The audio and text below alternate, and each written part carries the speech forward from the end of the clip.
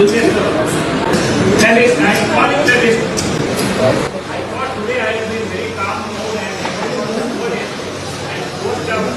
ಮೊನ್ನೆ ತಾನೇ ಒಬ್ಬರು ಪ್ರೊಫೆಸರು ಮುರಳೀಧರ್ ದೇಶಪಾಂಡೆ ಅವರು PS ಕಾಲೇಜಲ್ಲಿ PS ಯೂನಿವರ್ಸಿಟಿಯಲ್ಲಿ ಒಂದು ಹುಡುಗರಿಗೆ ಪಾಠ ಹೇಳುವಾಗ ಏನೋ ಅಲ್ಲಿ ಹುಡುಗರು ಒಬ್ರಿಗೊಬ್ಬರು ಏನೋ ಜೋರಾಗಿ ಮಾತಾಡ್ತಾಯಿದ್ರಂತೆ. ಆ ಮಾತಾಡೋದ್ರಲ್ಲಿ ಇವ್ರು ಪ್ರೊಫೆಸರ್ ಸಾಹೇಬರು ಒಳಗೆ ಬಂದಿದ್ದಾರೆ. ಒಳಗೆ ಬಂದು ಜೋರಾಗಿ ಹುಡುಗರು ಅಂತ ಹೇಳಿದರೆ ಕಾಲೇಜಲ್ಲಿ ಸ್ಕೂಲ್ಸಲ್ಲಿ ಕೂತ್ಕೊಂಡು ಮಾತಾಡ್ತಾರೆ ಜೋರಾಗಿ. ಟೀಚರ್ಸ್ ಬಂದಮೇಲೆ ಎಲ್ಲ ಸುಮ್ಮನೆ ಆಗಿಬಿಡ್ತಾರೆ. ಇವು ಏನು ರೋಷ ಇತ್ತು ಇವರಿಗೆ ಗೊತ್ತಿಲ್ಲ. ಅಲ್ಲಿ ಒಬ್ಬ ಮುಸ್ಲಿಂ ಹುಡುಗನು ಆ ಕ್ಲಾಸಲ್ಲಿ ಇದ್ದ. ಸೀದಾ ಬಂದು ಕ್ಲಾಸಲ್ಲಿ ಬಂದಾಗ ಇವರು ಅವನ್ನ ಪಾಯಿಂಟೌಟ್ ಮಾಡಿ, ಮುಸ್ಲಿಂ ಹುಡುಗನಿಗೆ ಪಾಯಿಂಟೌಟ್ ಮಾಡಿ ಅವ್ನು ಹೇಳ್ತಾರೆ, ನೀನು ಟೆರರಿಸ್ಟು ಅಂತ ಹೇಳಿಬಿಟ್ಟು. ಇವ್ರಿಗೆ ಯಾರು ಇದು ಕೊಟ್ಟಿದ್ದು? ಇವ್ರಿಗೆ ಟೆರರಿಸ್ಟ್ ಅಂತ ಯಾರು ಬೇಕಾದರೂ ಇವ್ರು ಹೇಳ್ಬೋದಾ? ಏನು ಗೊತ್ತಿತ್ತು ಇವರು ಟೆರರಿಸ್ಟ್ ಅಂತ ಯಾಕೆ ಮುಸ್ಲಿಮ್ಸ್ಗೆ ಹೇಳಿದ್ರು? ಇವರು ಎಲ್ಲರೂ ಗಲಾಟೆ ಮಾಡ್ತಿದ್ರು. ಸೊ ಬರೀ ಮುಸಲ್ಮಾನ್ ಹುಡುಗನಿಗೆ ಯಾಕೆ ನೀವು ಟಾರ್ಗೆಟ್ ಮಾಡ್ತಾಯಿದ್ದೀರಾ? ಅವ್ರಿಗೆ ಟೆರರಿಸ್ಟ್ ಮಾಡೋ ಹೇಳೋ ಅಧಿಕಾರ ನಿಮ್ಗೆ ಯಾರು ಕೊಟ್ಟರು? ನೀವು ಯಾರು ಹೇಳೋದಕ್ಕೆ? ಯಾಕೆ ಹೇಳ್ತೀರಾ ನೀವು? ಎಲ್ಲ ಮುಸ್ಲಿಮ್ ಟೆರರಿಸ್ಟ್ ಅಂತ ತಿಳ್ಕೊಂಡ್ಬಿಟ್ಟಿದ್ದೀರಾ? ನೀವು ಹಿಸ್ಟ್ರಿಯಲ್ಲಿ ಹೋಗಿ ನೋಡಿ, ಮುಸ್ಲಿಮ್ ಅಷ್ಟು ಜನ ಇದು ದೇಶಕ್ಕೆ ಸೇವೆ ಮಾಡಿರೋರು ಅಷ್ಟು ಜಾಸ್ತಿ ಜನ ಮುಸ್ಲಿಮ್ಸೇ ಇರೋದು. ಮುಸ್ಲಿಮ್ಸೇ ದೇಶ ಇದು ಆಜಾದಿ ಇದು ತಗೊಳ್ಳುವಾಗ, ಇಂಡಿಪೆಂಡೆನ್ಸ್ ತಗೊಳ್ಳುವಾಗ ಮುಸ್ಲಿಮ್ಸೇ ಅವರು ಎಲ್ಲ ಥರದಿಂದ ಅವ್ರಿಗೆ ಈ ದೇಶಕ್ಕೆ ಅವರು ಉದ್ಧಾರ ಮಾಡಿದ್ದು ನಮ್ಮ ಮುಸ್ಲಿಮ್ಸೇ. ನೀವು ಸುಮ್ಮನೆ ಬಂದುಬಿಟ್ಟು ಮುಸ್ಲಿಮ್ಗೆ ಟೆರರಿಸ್ಟ್ ಅಂತ ಹೇಳಿಬಿಟ್ರೆ ಏನು ನಾವು ಸುಮ್ಮನೆ ಕೂತ್ಕೊಡ್ಬೇಕಾ? ನೀವೇನು ಹೇಳ್ತೀರೋ ಅದು ಕೇಳಬೇಕಾ? ನೋಡಿ, ಬೇರೆಯವ್ರು ಯಾವ ಥರ ಫೀಸ್ ಕೊಟ್ಟು ಅಲ್ಲಿ ಅಡ್ಮಿಷನ್ ತೊಗೊಂಡಿದ್ದಾರೆ, ಅದೇ ಥರ ನಮ್ಮ ಹುಡುಗನು ಮುಸ್ಲಿಮ್ ಸ್ಟೂಡೆಂಟು ಅದೇ ಥರ ಅದು ಇದು ತೊಗೊಂಡಿರೋದು. ಬುಕ್ಶಾಟೆ ಏನು ಯಾರು ಯೂನಿವರ್ಸಿಟಿಯವ್ರಿಗೆ ಓದಿಸ್ತಾ ಇಲ್ಲ ಅವನಿಗೆ. ನೀವೇನು ಬಾಯಲ್ಲಿ ಏನು ಬರುತ್ತೆ ಅದು ಹೇಳೋದಕ್ಕಲ್ಲ ಇರೋದು. ನೀವು ಇನ್ನೊಂದು ಮಾತು ಹೇಳಿದ್ರಿ. ನೀವು ಇರಾನು ಆಮೇಲೆ ಅಮೇರಿಕಾ ಬಗ್ಗೆ ಏನು ಯುದ್ಧ ನಡೀತಾ ಇದೆ ಅದ್ರ ಬಗ್ಗೆ ಹೇಳೋದಕ್ಕೆ ನಿಮಗೇನು ಯಾರು ಇದು ಮಾಡಿದ್ದು? ಯಾರು ನಿಮಗೆ ಪರ್ಮಿಷನ್ ಕೊಟ್ಟಿದ್ದು? ನೀವು ಸಬ್ಜೆಕ್ಟ್ ಓದ್ಸೋಕ್ಕೆ ಬಂದಿರೋದದು. ಸಬ್ಜೆಕ್ಟ್ ಓದಿಸ್ರಿ. ನೀವು ನಿಮ್ಮ ರಾಜಕೀಯ ಇದ್ರೆ ಹೊರಗಡೆ ಮಾಡಿರಿ. ನೀವು ಹೇಳಬೇಕಾದ್ರೆ ಎಲ್ರಿಗೂ ಹೇಳ್ರಿ. ನೀವು ದಮ್ಮಿದ್ರೆ ನಿಮಗೆ ಮುಸ್ಲಿಮ್ಸ್ಗೆಲ್ಲ ನೀವು ಪಾಯಿಂಟೌಟ್ ಮಾಡೋದು.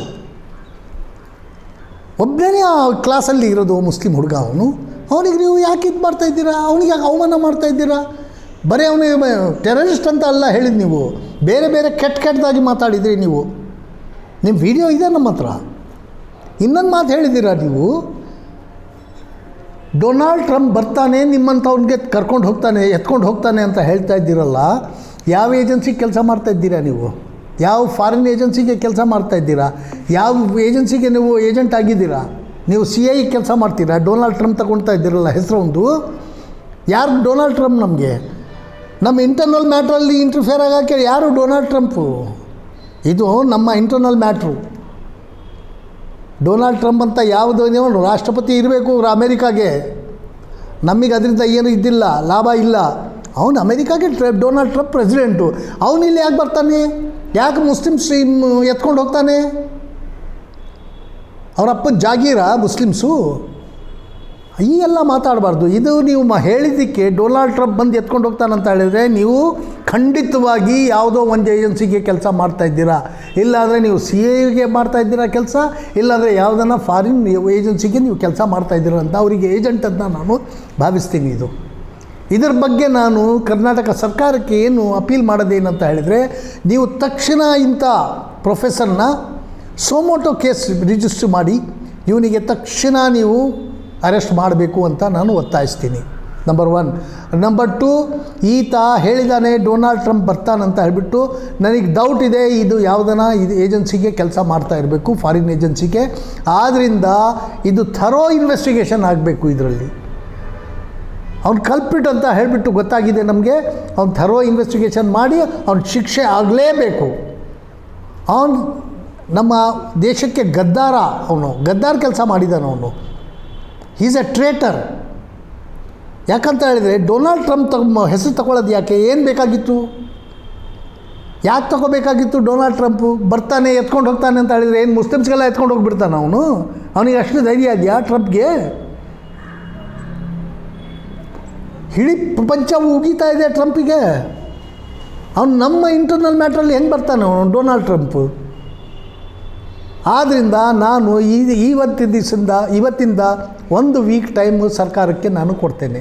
ಈ 1 ವೀಕಲ್ಲಿ ದಯಮಾಡಿ ಸರ್ಕಾರದವರು ಒಂದು ಸೋಮೋಟೋ ಕೇಸು ಸರ್ಕಾರದಿಂದ ಆಗಬೇಕು, ಪೊಲೀಸಿಂದ ಅಲ್ಲ. ಈಗ ಒಂದು ಆರ್ಗನೈಸೇಷನ್ ಯಾರೋ NSU ಅವರು ಕಂಪ್ಲೇಂಟ್ ಮಾಡಿದ್ದಕ್ಕೆ ಒಂದು ಕೇಸ್ ರಿಜಿಸ್ಟರ್ ಆಗಿದೆ.